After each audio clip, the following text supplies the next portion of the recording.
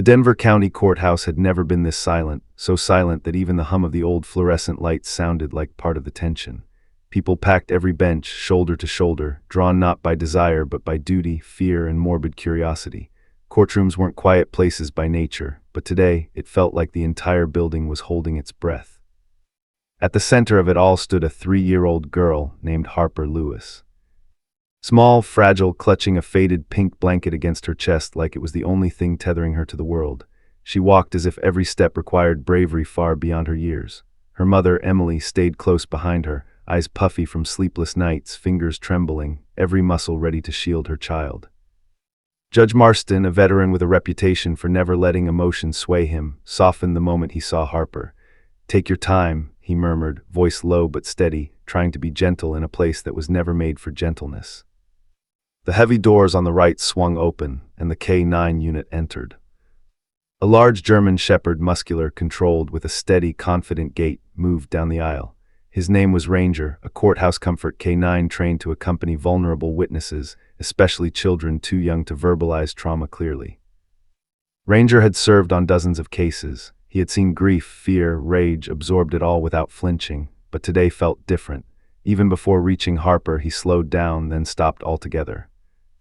Harper's breathing changed. Her tiny shoulders stiffened. Her hand unclenched from her mother's and slowly rose, pointing at the dog as though she recognized something no one else could see. Her lips trembled before pressing into a thin line of recognition, fearful, confused, longing all at once. Emily knelt beside her. "Baby, it's okay, that Ranger, he's here to help you," she whispered, her voice cracking. But Harper didn't respond. Her wide, watery eyes stayed locked on Ranger. Then she stepped forward. No one moved, not the jury, not the officers, not even the defense attorney sitting beside the man accused of harming this child. Harper took another step. Her shoes tapped against the polished wood, but even that felt muted. She stood inches from the enormous dog, tiny frame dwarfed by his size. Ranger lowered his head toward her, ears perked, as if he recognized her too. A chill crawled down the backs of those watching. Ranger never reacted with familiarity unless he'd met someone before, but he had never met Harper. Judge Marston cleared his throat. "Proceed whenever she's ready." But Harper already was. She leaned in slightly, gripping the hem of her dress with her free hand, and whispered, barely audible, soft enough that only those closest could hear. "He remembers." The prosecutor blinked. "What did she say?" Emily gasped, covering her mouth. Officer Ramirez, who'd worked with Ranger for years, felt his heart stutter. Ranger stiffened, every muscle tightening, his eyes suddenly sharp and alert. Harper repeated the two words, louder yet still fragile. "He remembers." Ranger's body language changed instantly. He stepped forward, then he froze, growled deep, low, primal, and turned his head sharply toward the defendant's table. A ripple of confusion and dread burst through the courtroom. The defendant, Harper's former babysitter, shifted uncomfortably, adjusting his tie with a shaky hand. "Control your dog," he muttered, but his voice cracked. Ranger lunged. Officers grabbed his leash, struggling to hold him back as he barked aggressively, a sound none of them had ever heard from him. His teeth bared as he tried to break free, his attention locked like a missile on one man. Gasps echoed, the jury recoiled, the bailiff shouted for order. Emily pulled Harper back, terrified, but Harper didn't cry. She didn't scream. She simply stared at Ranger with a strange, sad certainty, like she knew what he was reacting to because she had lived it. Judge Marston slammed his gavel. "Someone explain what is happening." But even he looked shaken. Officer Ramirez knelt, gripping Ranger's harness. "Easy, boy, easy," but Ranger wouldn't calm. His tail raised stiffly, hackles up, a clear sign. He wasn't confused, he wasn't scared, he was identifying something. Finally, Harper spoke again, her voice cracking, words small but unmistakable. She pointed at Ranger, then pointed at the defendant, and whispered, "He knows him." The courtroom froze. Everyone knew Ranger was trained to detect scents tied to trauma, fear, and familiar perpetrators. He wasn't a standard tracking dog, he specialized in victim response cases. If he recognized a scent, it wasn't random. The prosecutor turned ghost white. The defense attorney reached for his papers with shaky hands. The defendant suddenly looked like a man cornered. Harper clutched her blanket tightly as Ranger continued to bark, bark with fury, bark with memory, bark with the certainty of a creature who knew exactly what had happened months ago. Judge Marston's voice dropped to a harsh whisper. "Officers, detain the defendant until we understand this." The defendant bolted from his chair. Ranger lunged harder, dragging 2 officers with him. Harper's eyes widened. Something enormous was about to happen, something no one in that courtroom had expected. And then, Ranger stopped barking. He turned his head toward the back door of the courtroom. Hackles raised, ears sharp, body rigid, as if smelling something or someone else entering the room. Someone no one had invited. And every hair on Harper's arm stood straight up. Judge Marston's gavel struck the block again and again, but no one in that courtroom was listening, not the jurors clutching their armrests, not the officers wrestling to restrain Ranger, and certainly not the defendant, who stood frozen like a man staring at the edge of a cliff. But the tension didn't come from him. It came from Ranger. The German shepherd's growls vibrated through the courtroom floor as he pointed, not at the defendant anymore, but toward the rear door, the door that had creaked slightly just moments earlier.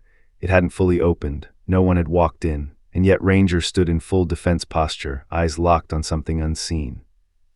Emily gathered Harper tightly in her arms. "What's wrong? What is he sensing?" she whispered, her voice trembling. Harper didn't answer at first. She kept staring at the door, her little fingers curling into the fabric of her mother's shirt.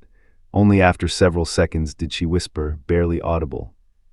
"He came back." The words hit Detective Owens like a bucket of ice water.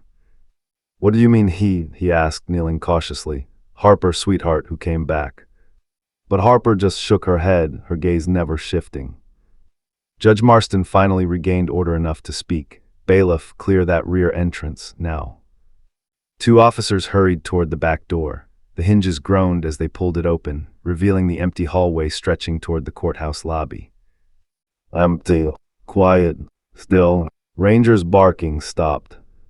He lowered his head, sniffed the air, and whined, a soft, unsettling sound that said more than his barking had. Something had been there. Something he recognized. Officer Ramirez frowned. Ranger doesn't react unless he's certain. Someone was standing here just now. He examined the door handle, slightly warm, too warm for a door that hadn't been touched. The defense attorney grew pale. "This is absurd. Dogs react to stress. Scents linger. It means nothing." Ranger snapped his head toward him, issuing a warning growl that shut the attorney up immediately. Meanwhile, the defendant, Harper's former babysitter, began to unravel. His hands shook, his breathing grew uneven. I don't know what's happening. I don't know that dog. I don't know anything." But Ranger disagreed. The dog yanked forward, nearly ripping free of the officer's hold as he lunged toward the defendant again. His paws scraped across the polished floors, his teeth bared. Harper suddenly pointed at the defendant, her voice clear and sharp. "He knows what he did." The prosecutor stepped closer, heart pounding. "Harper, what does Ranger remember? Why did you say that?" But Harper wasn't looking at the prosecutor. She was staring at the defendant with a chilling stillness no 3-year-old should possess. "When he carried me," she whispered. The room erupted. Emily stumbled backward. The defense attorney dropped his pen. Several jurors gasped, one covering her mouth in disbelief. The prosecutor froze mid-step, his brain scrambling to process what he just heard. Detective Owens quickly intervened. "Harper, listen to me. You said he carried you. You mean your babysitter." Harper shook her head slowly. "No, not him." The defendant snapped his head toward her. "What, then who?" Harper pointed at the back door again. "The other man." A wave of cold spread through the courtroom. "What other man?" Owens asked urgently. Harper clutched her blanket. "The one from the basement. He was there too." "The basement." The word no one expected her to say. The crime scene investigators hadn't found any evidence of a second person. Harper hadn't spoken about the event at all, not one word. Therapists worked for months with no breakthrough. Yet here she was, remembering and speaking. Judge Marston signaled the officers, "Locate the building security team immediately. I want every camera feed pulled within the last 15 minutes. The bailiff adjusted his radio. "On it, Your Honor." Ranger continued staring at the doorway, muscles tense, body rigid, waiting for something or someone. The entire courtroom felt like it was vibrating. The prosecutor approached Harper carefully. "Sweetheart, are you saying Ranger knows the other man?" Harper nodded. "He smelled like him." Ranger barked sharply, confirming it. That one statement sent the room spiraling. If Ranger had recognized a second perpetrator's scent, one who had been in the courtroom minutes earlier, then everything about the case changed. Everything investigators thought they knew had been wrong, incomplete, or hidden. The defendant finally snapped. His voice cracked, high-pitched with desperation. "I didn't touch her, I swear I did. I just found her crying that night. I tried to help, but he told me if I said anything." He clamped a hand over his mouth, realizing he said too much. The room exploded again. "You knew another man was involved," the prosecutor barked. I didn't know his name," the defendant stammered. "He said he'd come after me if I talked. He said he had access to everything, cameras, rooms, people." Detective Owen's eyes narrowed. "Which people?" The defendant swallowed hard. "The courthouse." Emily nearly fainted. Harper pressed herself tighter into her mother's arms, whispering, "He's still here." Then, a sudden sharp bang echoed through the hallway. A door slamming. Ranger snapped to attention. Officers instinctively reached for their weapons. Judge Marston shouted, "Lock down the building." But before anyone could move, Ranger broke free of his handlers. He bolted through the courtroom aisle, claws scraping against the floor, sprinting toward the hallway with a speed none of them had ever seen in him. "Ranger, stop!" Ramirez yelled. Ranger didn't. Harper watched him disappear into the corridor and said in a trembling voice no one could ignore, "He's chasing the man who took me." Ranger tore down the hallway with the ferocity of a storm unleashed, paws clattering against the courthouse tiles, leash flailing behind him. Officers scrambled after him, but the German shepherd moved with a purpose none of them could match. Detective Owens grabbed Emily's arm, holding her back as Harper's small voice trembled behind him. He knows," Harper whispered repeatedly, eyes wide and locked on the hallway. The defendant, panicked and pale, bolted toward the nearest exit. Security yelled, but he was faster than anyone anticipated, slipping through a side door that led to the service corridors of the courthouse, narrow, dimly lit passages rarely used by the public. Ranger didn't hesitate. He followed the scent trail immediately, sniffing the air, muscles taut, every step precise. Officers tried to keep up, but the dog was moving as though guided by instincts sharper than any human mind. Detective Owens radioed over the comm, voice tight with urgency. "All units, lock down every exit. He's attempting to flee. K9 is on him, track and contain."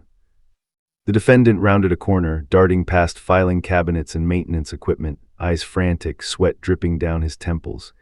He didn't notice the small signs of the dog's pursuit, the faint scuff marks in the dust, the low growl echoing behind him.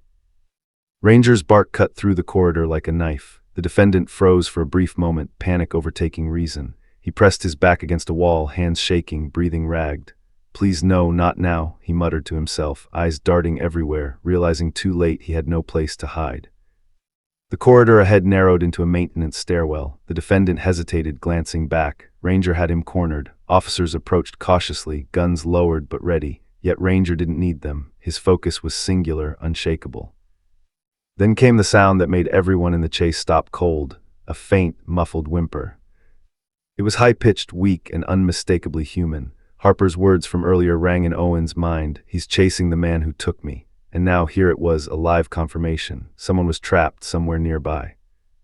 The defendant's face drained of color. He knew exactly what that sound was. His hands flew to cover his mouth, but it did nothing to silence it. Ranger's head snapped toward the noise, growling low and steady, warning the man and guiding the officers.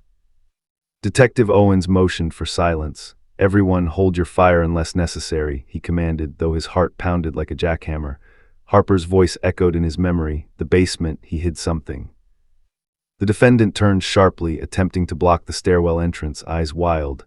"No, you don't understand, she's not down there," he shouted. But Ranger, undeterred, pushed forward, barking fiercely. One officer, Sergeant Ramirez, finally managed to grab the man's arm, but Ranger was already on the stairs, dragging him backward with a strength no human could resist. The defendant stumbled, catching himself on the railing, face contorted in terror. At the bottom of the stairwell lay a heavy metal door, slightly ajar. From the crack came the faint sound again, the muffled whimpers of a child. Ranger stiffened, teeth bared, barking in a rhythm that seemed almost accusatory. Owens peered into the darkness, heart hammering. "It's her," he muttered. "The other child, the one he didn't want anyone to know about." Emily clutched Harper tightly, trembling, repeating, "No, it can't be, not another." The defendant's voice broke as he struggled against Ranger. I didn't take her, I swear." His protests fell on deaf ears. Ranger's bark intensified, reverberating off the walls, signaling both recognition and warning. Detective Owens drew his flashlight, pointing toward the crack in the metal door. A small, curled-up figure could be seen, dirt-smudged, terrified but alive. The child's eyes widened at the sight of officers, then locked onto Ranger. Relief and fear clashed violently across her face. Ranger barked again, but this time his bark was different, soft, almost gentle. The tension in the corridor shifted. He had located the victim. The danger had not passed, but hope had arrived. The defendant realized too late the consequences of his actions. He was trapped at the top of the stairs, facing Ranger, Detective Owens, and the undeniable proof of his crimes. His frantic energy drained into despair, and he slumped against the wall, eyes darting between the dog and the screaming realization of exposure. "Get her out now," Owens shouted to officers rushing forward. Harper, still holding her blanket, peered around the corner, whispering, "Ranger, he saved her." The courtroom, now several floors above, would never know the immediate terror unfolding in the shadows. But one thing was certain: the chase was over for Ranger, but the revelation of what had happened, what the defendant had done, was only beginning. As the rescued child clutched Ranger's fur, trembling and sobbing, Harper whispered again, barely audible, "He can't hide anymore." The corridor grew deathly silent except for the soft sniffles of the rescued girl. Everyone froze, aware that the nightmare was far from over. Somewhere above, the courthouse watched, holding its breath. And in that moment, Ranger's eyes narrowed, scanning the stairwell, sensing danger that no one else could yet see. The air itself seemed charged, warning that the next discovery would shatter everything in ways no one could imagine. The suspense lingered thickly, like smoke before an explosion. The metal door creaked open fully, revealing the basement in dim, flickering light. Dust hung in the air like a cloud, disturbed by Ranger's sudden entrance, paws stirring particles into spirals. The officers hesitated at the threshold, weapons drawn, flashlights cutting jagged beams across the cluttered space. Boxes, crates, and old filing cabinets lined the walls, shadows creating false shapes that seemed alive. Ranger moved first, every step precise, tail low but tense, ears forward, muscles taut as wire. The rescued girl, small and trembling, clutched the dog's fur, instinctively understanding that he was her protector. Harper, peeking from behind the stairwell, whispered, "He's going to show us." Detective Owens motioned for the officers to spread out, but warned them to keep Ranger's path clear. "Let him lead, he knows," Owens muttered under his breath. Ranger's nose twitched violently, head low, scanning the floor, sniffing every crate, every corner, every shadow. Then he froze, tail stiffening, and barked sharply at a stack of old, unmarked boxes shoved into a dark corner. The defendant, still pressed against the stairwell wall, whimpered, realizing Ranger had identified something he had hidden for months. His face turned pale, sweat running down his forehead. No, you don't understand, it's nothing," he stammered, but his words fell into the empty basement, meaningless. Officer Ramirez stepped forward cautiously. "Ranger, stay, let us see." Ranger barked again, insistent, growling low, urging them forward. The officers approached the boxes and began moving them aside. Dust and cobwebs fell onto the floor, revealing a small, locked crate beneath the pile. Its edges were scratched, worn, and smeared with dried dirt. Owens knelt, inspecting it. "This wasn't logged," he muttered. "It's not in the inventory." The defendant groaned, realizing his carefully constructed deception was unraveling. It's just old stuff, nothing," he lied, voice shaking, eyes darting to Ranger, who was now circling him, teeth bared, growling low like a predator sensing a trap. Emily clutched Harper closer. Is she in there?" she asked, her voice trembling. Harper didn't answer. She only stared at Ranger, whispering, "He's showing us." Officer Ramirez pried the crate open. Inside lay a small, blood-stained cloth, familiar to anyone who had handled evidence in Harper's case months ago. Fibers from her missing toy were embedded in it, and a faint, acrid odor lingered, fear and neglect. Harper's mother gasped, nearly fainting. The room seemed to shrink, the air heavy with months of secrets. Ranger growled again, now more forcefully, moving toward a wall vent. His hackles rose. Detective Owens followed, shining his flashlight into the narrow duct. It was too small for a grown man, but Ranger pawed at it insistently, whining. Harper stepped closer, blanket clutched tight. "He's still there," she whispered, her voice shaking but certain. Officer Ramirez frowned. "There shouldn't be anyone down here." But Ranger's eyes never wavered. He barked at the vent, sniffing the air like he had detected an invisible presence. Something or someone was inside, and Ranger knew it. The defendant sank to the floor, trembling uncontrollably. No, you don't understand. I didn't mean for her. She wasn't supposed to be." His voice broke, faltering into sobs. He tried to explain, but his words were meaningless against the silent authority of the dog. Detective Owens glanced at Harper, who stared unwaveringly at Ranger. "We need to find out what's in there," he said. Officers pulled on the vent cover, prying it loose. Dust cascaded down into the room, filling the air, but no one flinched. Ranger's focus never wavered. From the darkness of the vent came a faint whimper, high-pitched and terrified. The officers froze. The sound was unmistakable. Someone was trapped, hidden, small, vulnerable. Emily's face drained of color. "No, it can't be another child," she whispered, voice shaking. Harper's small hand found hers instinctively, gripping tightly. "It is," Harper murmured. "He hid her like he hid me." Ranger barked sharply, impatient, almost demanding action. Detective Owens nodded at Ramirez. "Prepare a stretcher and medics. We're getting her out now." The officers carefully reached into the vent, maneuvering the cramped space, and retrieved a tiny, dirt-smeared hand. The child was curled into a ball, sobbing quietly, eyes wide and terrified. Ranger nudged her gently, licking her face, providing the only comfort in the world she knew.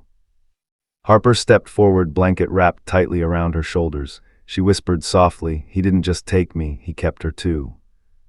The defendant's face paled further, lips quivering. "It wasn't supposed to happen like this. Ranger growled low, fixed on the man. There was no denying it now. His body language screamed recognition, accusation, and warning, all in one. Detective Owens helped the rescued child to her feet. She clung to Ranger, trembling but alive. Medics moved in to check her condition. Harper watched silently, expression a mixture of relief and grim understanding. Then Ranger turned sharply toward the stairwell, growling again. His hackles raised. Something still wasn't right. A cold shiver ran down everyone's spine. Whatever danger had haunted the basement wasn't fully gone. Ranger had only just found the beginning. And at that precise moment, a faint, deliberate sound echoed from the shadows, a click, subtle, metallic, and impossible to ignore. The defendant's eyes widened in pure terror. Ranger froze, ears twitching. The officers stiffened. Harper clutched her blanket tighter. Something or someone was coming. The basement air thickened, heavy with tension. And everyone realized the nightmare was far from over. The metallic click echoed again, sharper this time, bouncing off the concrete walls of the basement like a warning. Ranger's fur bristled, his body stiffened as if every nerve had gone on high alert. He barked low, warning, growling at the shadowed corners where the faint light didn't reach. Detective Owens instinctively raised his flashlight, scanning the room, heart hammering. The defendant pressed his back against the stairwell wall, trembling uncontrollably. His lips were pale, teeth clenched. I didn't mean for anyone to see. I just wanted her to be quiet," he stammered, eyes darting toward the vent where the rescued child had been found. Harper, still clutching her pink blanket, took a small, trembling step forward. Her gaze shifted to Ranger, eyes wide with a mix of fear and understanding. "He's not done yet," she whispered, voice barely audible. "He left something else." Officer Ramirez tightened his grip on his flashlight, muscles tensed. "Left what? Another child?" Harper shook her head, biting her lip. "Something worse." Ranger barked sharply, circling the defendant, who now whimpered in fear. The officers exchanged uneasy glances. Ranger had never reacted like this before. His behavior indicated imminent discovery, something hidden and dangerous. Detective Owens moved closer to the vent, shining the light inside. Dust swirled as he tried to see, but the space was too cramped for a human to reach. Yet Ranger sniffed intently, nudging the vent frame with his nose. Then he pawed at the floor beneath it, clawing insistently. Ramirez leaned down, following Ranger's direction. There, partially covered by old crates and dust, lay a small, dirt-stained box. Owens froze. The box was unmarked, sealed with duct tape that had yellowed over time. Its presence was alarming. This was not part of the evidence they had cataloged months ago. Whoever had placed it here had done so with precision. "Open it," Owens instructed, voice low but commanding. He was aware that whatever was inside could shatter everything they thought they knew about the case. Ranger growled, packing, as Sergeant Ramirez pried open the box. Inside, they found a crumpled, blood-stained cloth, a torn piece of clothing, and a small electronic device, a baby monitor partially cracked but still blinking faintly. Emily gasped, covering her mouth. Harper stepped closer, eyes fixed on the device. That's mine," she whispered, pointing. Detective Owens picked up the monitor, turning it over. The faint blinking light indicated that it had recorded recently, even though it had been presumed destroyed months ago. He motioned for the tech team to analyze it immediately. When the monitor powered up, static filled the air, crackling and whispering faintly. The officers held their breath. Then, amidst the static, came a voice, low, menacing, unmistakably male. "She's mine," it hissed. "Stay quiet, or she'll be next." Harper's small body shook violently. She pressed herself against her mother's side. Emily clutched her tightly, tears streaming down her face. "It's okay, baby, you're safe now," she whispered, though fear gripped her heart. But Ranger stiffened, ears erect, nostrils flaring. He barked again, more forceful, more urgent than ever. Detective Owens glanced at him. "He knows something else," Owens said, realization dawning. "This isn't just evidence of the past. Someone is still involved. Someone is here." The defendant's face drained of color. "No, it's just me, that's all," he pleaded, voice cracking. But Ranger's growl intensified, teeth bared, fixated on the staircase leading back up. Harper's voice trembled, but it carried a chilling clarity. "He's upstairs, waiting." Everyone froze. Upstairs, the courthouse, crowded and unprepared. The thought that another predator might be in the same building sent a ripple of fear through the team. Ranger barked, then bolted toward the stairs again, growling, dragging officers along. Detective Owens grabbed Emily and Harper, urging them to safety as the rescued child clung to Ranger, who moved with unwavering focus. "Stay back," he warned as he ran, directing them toward the nearest secure room. Behind them, the defendant struggled, trying to block Ranger, trying to escape accountability, but the dog's instincts were too strong. He yelped as Ranger pressed forward, barking aggressively, guiding the officers and uncovering hidden threats. When they reached the top of the stairs, Owens signaled for the security team to seal the courthouse entrances immediately. "Lock down every exit, no one in or out," he barked into his radio. Ranger paused at the stairwell, sniffing the air, growling low. Then, a faint shuffling echoed from the courtroom above. Harper's eyes widened. "He's moving," she whispered. Ranger's hackles raised, his growl turning into a deep, resonant warning. Something or someone was preparing to emerge. The tension in the air thickened, pressing down on everyone in the courthouse. Detective Owens swallowed hard. "Everyone stay alert. Whatever happens next, it's going to be fast." The shadow of the unknown loomed above. Ranger's growl reverberated through the stairwell, a warning that the building was not yet safe. And then silence. Too much silence. The kind that signals danger is right at the threshold, ready to strike. Everyone held their breath. Something was coming. The courthouse seemed to hold its breath. Ranger's growls reverberated up the stairwell, sharp and warning, slicing through the tense silence. Detective Owens motioned for everyone to stay low, eyes scanning the dim hallways, hearts pounding in unison. Upstairs, the courtroom was now an empty stage of tension. Jury, officers, and spectators had been evacuated, but something unseen stirred, and Ranger could sense it. Emily clutched Harper tightly, knees trembling. "Please tell me we're safe," she whispered, voice barely audible. Harper pressed her forehead against Ranger's fur, eyes wide, whispering, "Not yet."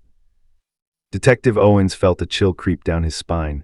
Ranger's focus wasn't on the defendant at the bottom of the stairs. It was higher, toward the courtroom doors, the lobby beyond. Someone else, someone still in the building, was moving. Someone dangerous. A faint sound reached them, the scraping of shoes on tile, subtle but deliberate, echoing down the corridors like a predator testing its approach. Ranger stiffened, nostrils flaring, hackles raised. The dog growled low and steadily, warning the team that time was slipping away. The defendant, huddled at the bottom of the stairwell, tried to pull himself together, muttering frantic, disjointed excuses. I told you there's only me. I didn't know she'd be there. You have to believe me." His voice was desperate, cracking under the weight of guilt, but Ranger ignored him entirely. The dog's instincts had shifted. The immediate threat was no longer the man at the bottom of the stairs, it was above.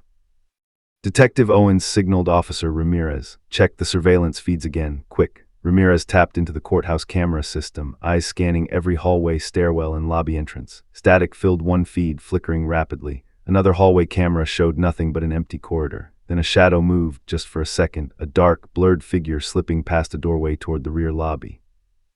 "That's him," Owens said sharply. "The one Harper sensed. He's still inside." Emily gasped. Harper clutched her blanket tighter, voice trembling. "He's looking for me," she whispered. "He wants me and her." Ranger barked, tearing up the stairs, dragging the officers behind him. His movements were precise, calculated, as though he could smell the exact path of the intruder. Detective Owens followed, flashlight cutting through the dark, every nerve on edge. As they reached the second-floor landing, a door burst open suddenly. Ranger lunged forward, growling, teeth bared. The intruder froze, a tall man, face partially hidden under a hood, eyes darting like a hunted animal himself. But his intent was clear. He had been inside the courthouse for months, watching, waiting, planning. Ranger barked aggressively, circling, keeping the man in the center of his attention. "Freeze," Owens shouted, gun drawn. The man froze, realizing escape routes were blocked, officers behind him, Ranger in front. Harper gasped, pointing. "He's the one from the basement." The man's eyes flicked toward her, expression unreadable but calculating. I didn't mean to. It wasn't supposed to happen like that," he muttered under his breath, voice low, menacing. But his words carried no repentance, only the chill of someone used to getting away with secrets. Ranger growled again, nudging the man, asserting dominance. The officers tightened their formation. Detective Owens stepped closer, hands where we can see them. Suddenly, the intruder moved faster than anyone expected, darting toward a service door that led to the outside. Ranger lunged, knocking him to the floor, teeth snapping dangerously close. Officers piled on, restraining the man, but Ranger remained tense, still scanning the hallway, sensing danger that wasn't fully contained. Harper whispered softly to Ranger, "Good boy, you found him." Her voice was shaky but proud. Ranger nudged her gently, acknowledging the small reassurance. Owens handcuffed the intruder, finally catching his breath, but as he glanced down the stairwell, a creeping sense of unease remained. Ranger's body stiffened again, ears twitching, nose flaring. The dog's attention wasn't on the restrained man anymore, it was on the hallway above. Then came the sound, faint, electronic, unmistakable. The baby monitor from the basement crackled to life in Owen's hand, static first, then breathing. Not Harper, not the rescued girl. Someone else, someone alive, nearby, terrified. Owens froze, staring at the device. Ranger barked, growled, and circled, tracking the unseen source. Harper clutched her blanket, whispering, "There's another, he's still here." Emily's hands shook violently. "No, not another child," she sobbed, eyes wide with fear. The intruder, sensing the shift, glared at Ranger, voice shaking. "You don't know what you're doing, it's too late." Ranger barked again, low and insistent. The dog's gaze locked onto the upper floor hallway. Everyone followed his stare. Shadows stretched unnaturally. Something or someone was moving, just beyond the reach of light, waiting, watching. Detective Owens felt a lump in his throat. The nightmare was far from over. The courthouse was not safe. And Ranger's instincts, sharp and unerring, were telling him that the final confrontation was about to begin. The air hung thick, heavy with tension. Silence settled, but it was a silence that screamed danger. And then a faint, deliberate shuffle from above. Everyone froze, something was coming. The shuffle above echoed through the empty courthouse halls like a predator marking its territory. Ranger froze, ears twitching, body tense as a cold spring ready to snap. Detective Owens motioned for silence, heart hammering in his chest. Every officer and staff member present instinctively knew this was the moment Ranger had been waiting for, the final confrontation before the truth could be fully revealed. Harper clutched her blanket tighter, eyes wide as she whispered to Emily, "He's still up there, waiting for me." Emily pressed her face into Harper's hair, shivering. "Stay behind me, baby, just stay close, you're safe now." But Ranger's focus never wavered. He padded forward, growl low and steady, signaling everyone to move cautiously. The intruder they had restrained earlier, the one from the basement, glared upward, panic flashing across his features. "No, you don't understand, you can't." His protests faltered as he realized Ranger's attention was no longer on him. Owens followed Ranger's line of sight. At the top of the stairs, a faint shadow shifted. A small figure, a little girl, dirt-streaked and shaking, peeked from behind a partially open door. Ranger barked sharply, running to her side, nudging her gently, tail low but wagging in reassurance. Harper gasped, "She's the other one, the one he hid." Emily's hand flew to her mouth. Another child," she whispered. The weight of months of secrets pressed down on everyone.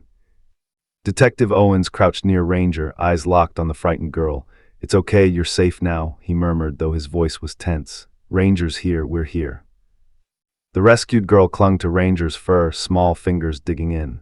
She whispered hoarsely, he said no one would find me.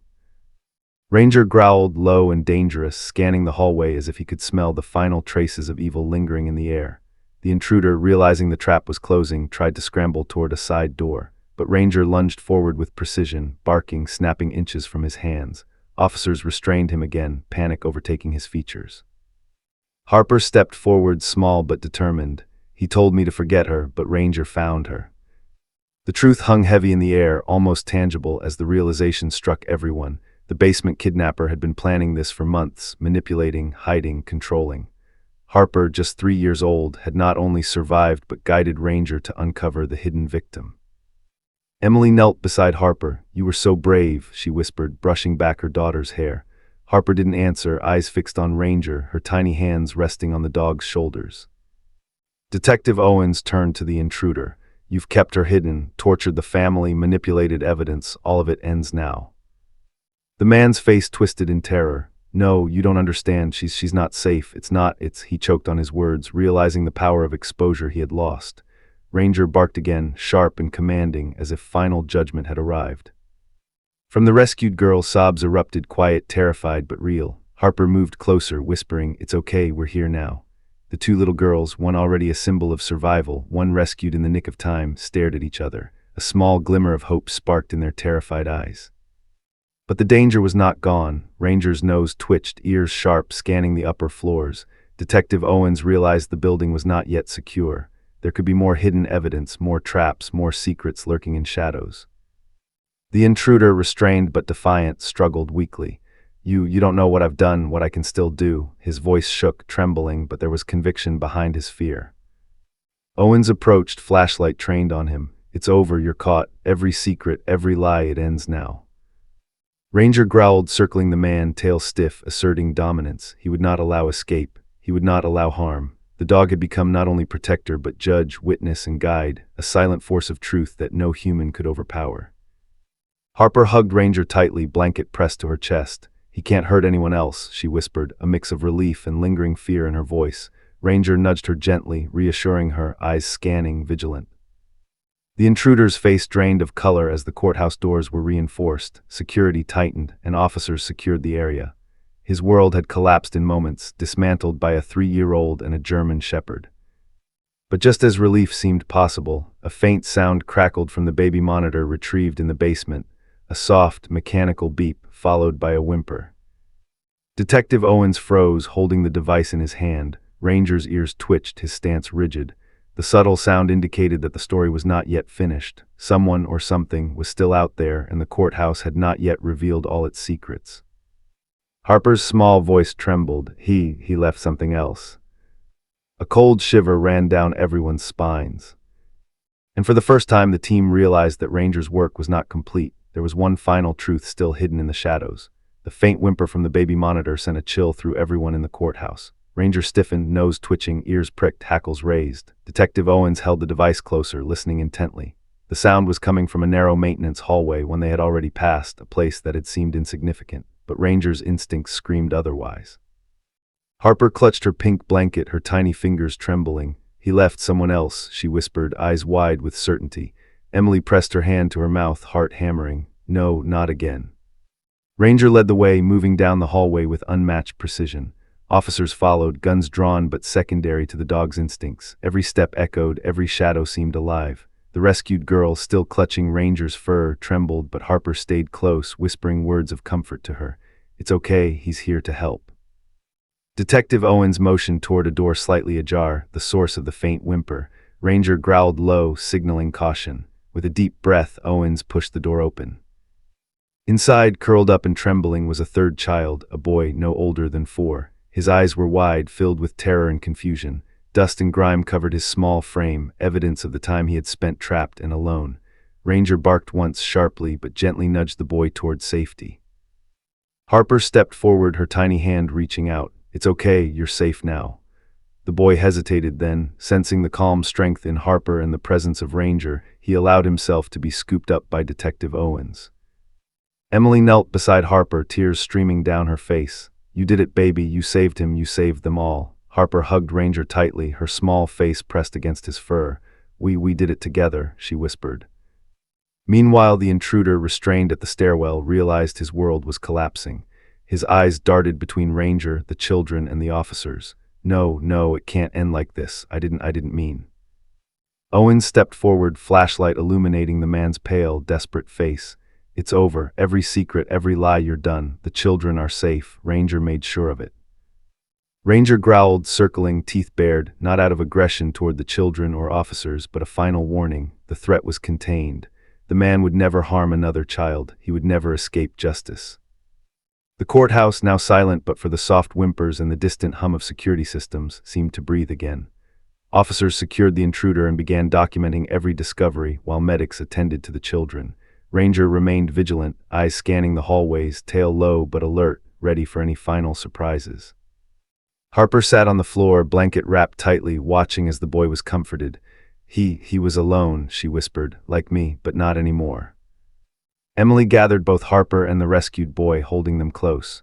You're safe now, all of you, she said, voice thick with relief. Tears blurred her vision, but she smiled through them, grateful beyond words.